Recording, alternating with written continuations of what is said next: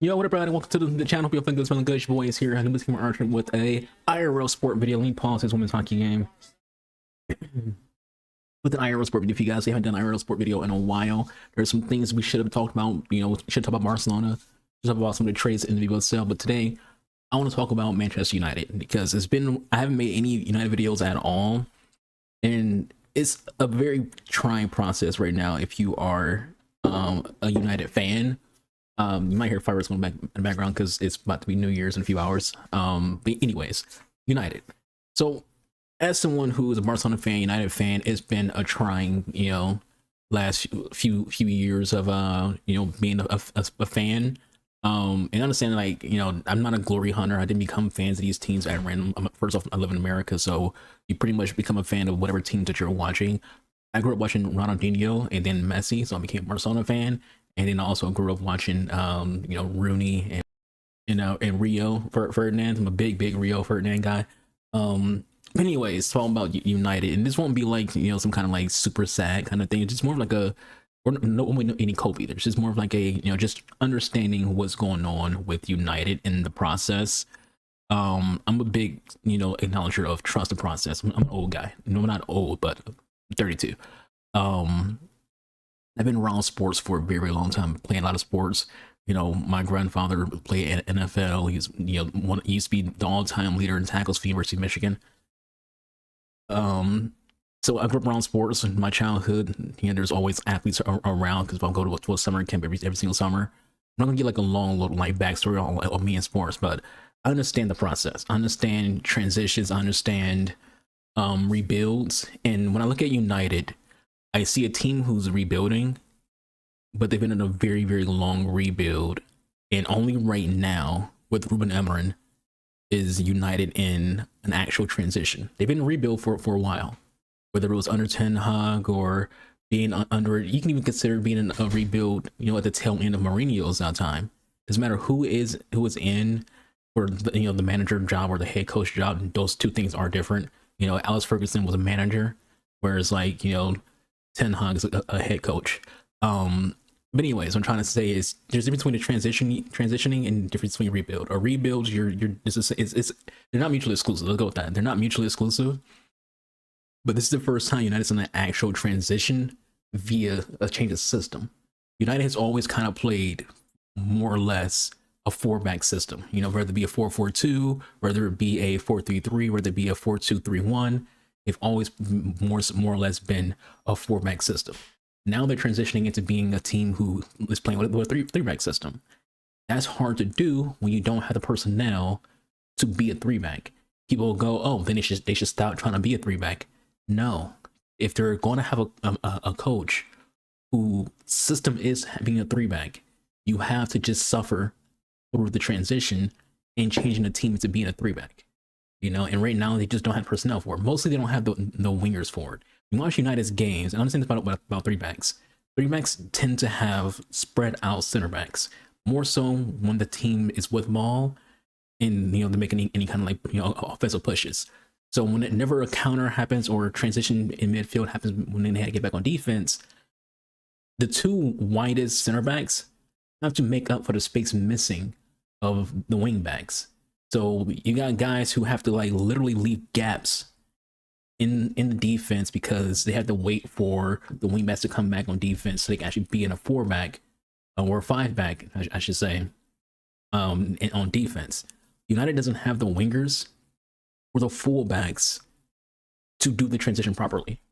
Because you basically have to have wingers who are very good at doing like that on attack and defense. So like you're making an attack and run, turnover happens, you're back on defense. That's what you kind of gotta have when it comes to a three-back. United doesn't really have that. I think look at someone like Garnacho. Garnacho plays on the wings. He's very slow to get back on defense. Sometimes he doesn't get on defense at all. We literally saw him get yelled at on the field by his own teammates for not transitioning to defense fast enough. And what that leads to is it leads to the left center back or the right center back being out of position, and there's just so many holes for the attacking team to just pick out and get easy shots on Onana. This system right now, this transition makes Onana look even worse than he already has looked because he's basically just a deer in the headlights when it comes to being, attacked, because there's nothing he can do about it. He's only so big, and Nez is also so big, so he can't really defend against what's coming at him because he has no help. Because his center backs are stretched apart and his wing backs aren't back on defense yet. So what United needs is to get players who can actually fit those roles. We've seen them linked to the likes of DeMarco, which I think would be a decent signing. We've seen the link to some players from Sporting CP. My issue with that idea of just going out and getting Sporting CP's players is we're just repeating the same thing that we did with Ten Hag, which was go out there and sign some Dutch players that you know about. So you're still you having Emeren go out there and get some Sporting CP players that you're familiar with. We can't repeat that process of the manager brings in a bunch of guys who he know of, and then it just doesn't work out. Because when it came to Ten Hag, it didn't work out when he brought all the Dutch guys. And speaking of, when it comes to like Ten Hag bringing in guys, Alessandro needs to go. We also need to talk about Xerxes. I don't think Xerxes is a bad player. He's more of a false nine, but he's also super slow.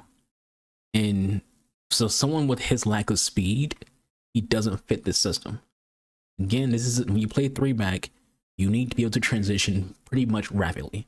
No matter if you are a center forward, a midfielder, a wing back, you need to be able to transition super rapidly. Even if you are a center forward and you're playing like a false nine, even in 3-back, you got to be able to like acknowledge the transition from your team playing defense to you having to be on offense rapidly. You got to be able to keep up with your other attacking players, but he can't because he's too slow. Emery had to play as a midfielder in the last game, and he gave some compliments about it, but it's like he's just too slow. So if you're Xerxes, you're in a position where it's like, bruh, I came to this team. It's great that I felt wanted by historically the biggest club in football, but this fan base is just chewing me out right now. Did I make the right decision? If I was him, there's been rumors of like Juventus wants to do a loan. I take it. I would take the Juventus loan if I was him. Hell, I would take a transfer. Because at the end of the day, you gotta understand, not everyone's cut out for the Premier League. It's a whole different beast. I forgot who it was. I don't know if it was Mourinho or if it was like Ibra. It was someone. I forgot. It was someone who was very reputable on knowing of how the leagues perform, because they've been in all the leagues. And he was like, if you want technical play, gifted play, you watch La Liga. You play in La Liga. If you want physicality and competitiveness, you watch and you play in the Premier League. The Premier League is super competitive and super physical. And some of these guys are they're leaving leagues that weren't as deep when it comes to talent, but also weren't as physical and demanding as the Premier League.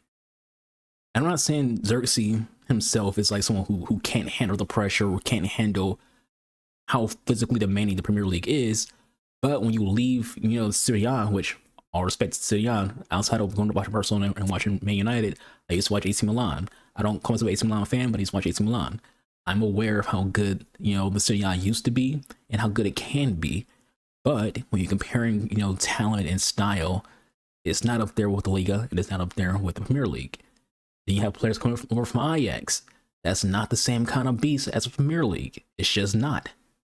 It's kind of like, why, even though he's not really struggling, but people kind of like had the thought process beginning of the season with Mbappe. It was like, why is he struggling? Because he has to transition into playing in a league that has a different style than what he's used to. Again, La Liga is all about technical play, smoothness, and being gifted. It's not about being the fastest guy, or it's about just being technical. It's about knowing all the small things that just make you a legitimate, amazing footballer, world-class footballer. He has to transition to dealing with that on both offense and defense. He couldn't do the same things that he did in Ligue 1.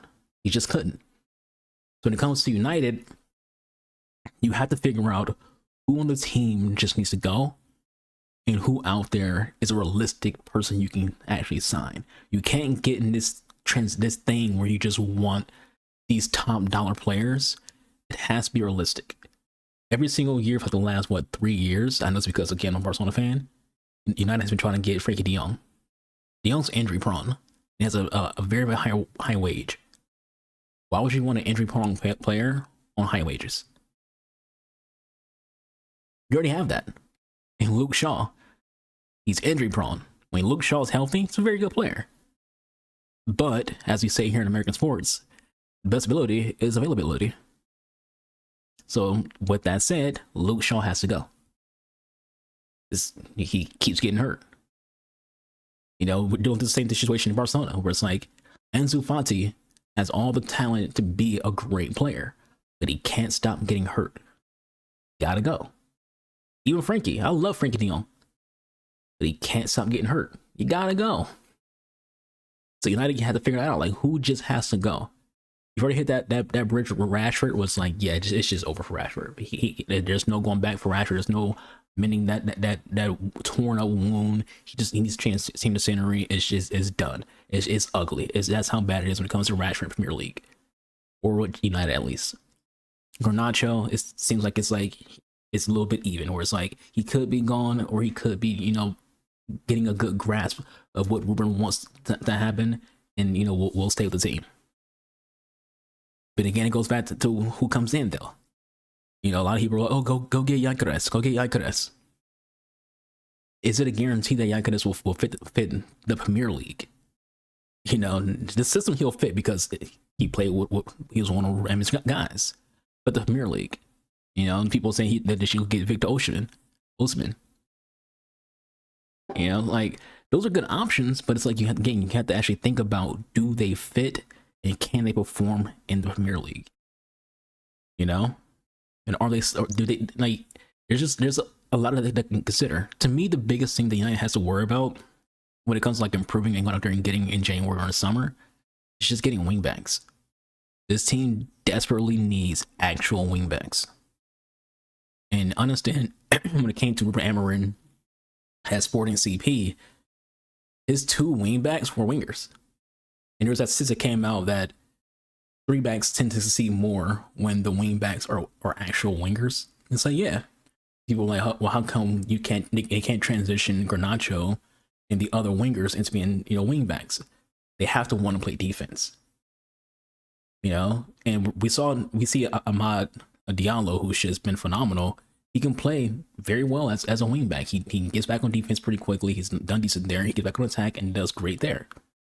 Mashawawi, same thing. He can play wingback. He's someone who's naturally like a right back, but he has that speed and that defensive ability in transition to just be a legitimate wingback. Diego Dalot, not so much. So again, get to that point. Do you let him go? And can you find someone who actually take him?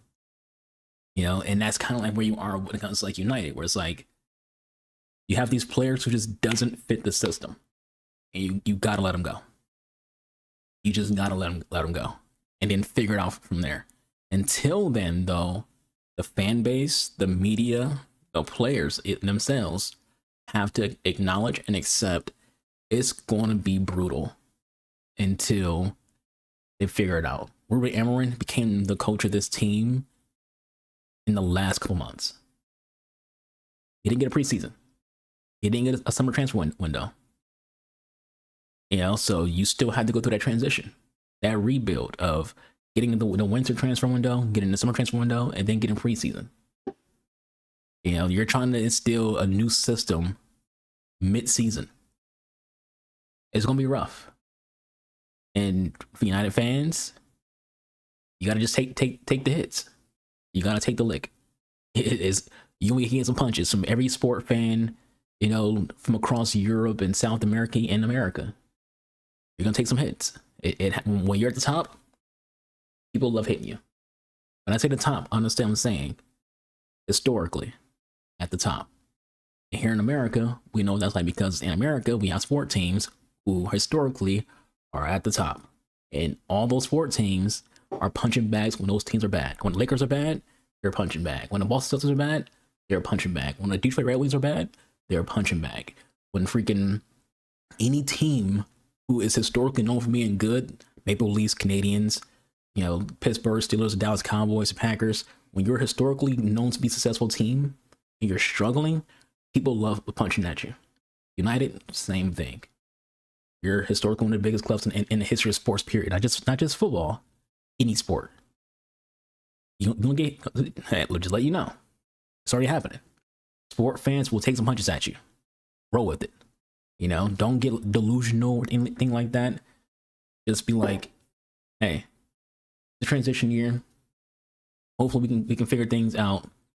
Stand behind, you know, Ruben Amorim, and just see what happens. Take the positive that's happening when it comes to some of the players. And, you know, look at the positive that happens with Rasmus Højlund. He does need to pick his head a little bit more. Sometimes Rasmus gets a little bit too narrow-minded on himself scoring goals. That's his job.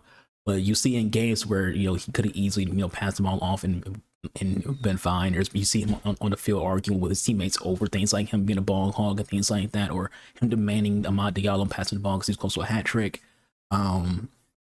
Just look at the positive, you know, when it comes to individual players. And before we wrap this up, there's one player we didn't talk about. Bruno Fernandes is having a very interesting year. More so because he keeps getting red cards. And a lot of the red cards are very, very... I mean, they're always, generally, unless you're like Sergio Ramos, they're not necessary. You know, he doesn't have to do what he does to at least him getting red cards. He's just playing very weird. And it makes me think about what Roy Keane said, where he's like, he should be the captain. Bruno isn't playing in a way to where he should be a captain.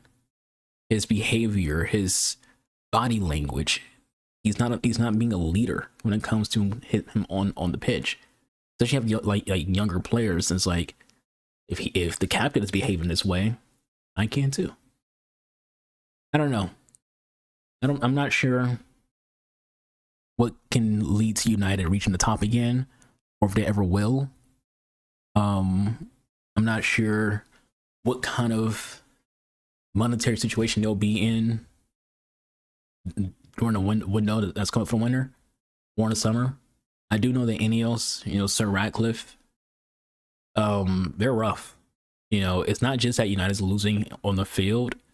The decisions that Ineos is making is making United lose in a public perception as well. You know, the canceling of charity benefits, the canceling of bonuses for the staff members, you know, the rumor that they're trying to like sell statues, the state of Old Trafford itself, you know, the leaky roofs, the leaky stadium, the rat infestation. You know, it's just all around just does not look good for United. Like, think about like who's the most dysfunctional teams right now in world sports: the Cowboys, the Broncos, Barcelona, United. You know, like Barcelona's just lucky that they don't have a rat infestation, things like that. Like Barcelona has its own financial issues, but like United just looks so dysfunctional, man. It's brutal. But that's it for me. Hope you all enjoyed the video. Catch you guys on the next one. You have a rest of your night, rest of your day. You know, whatever part of the world you're in. Hope you all stay safe. Be constant. Others free to be kind. I'll see you guys. My dear. Deuces.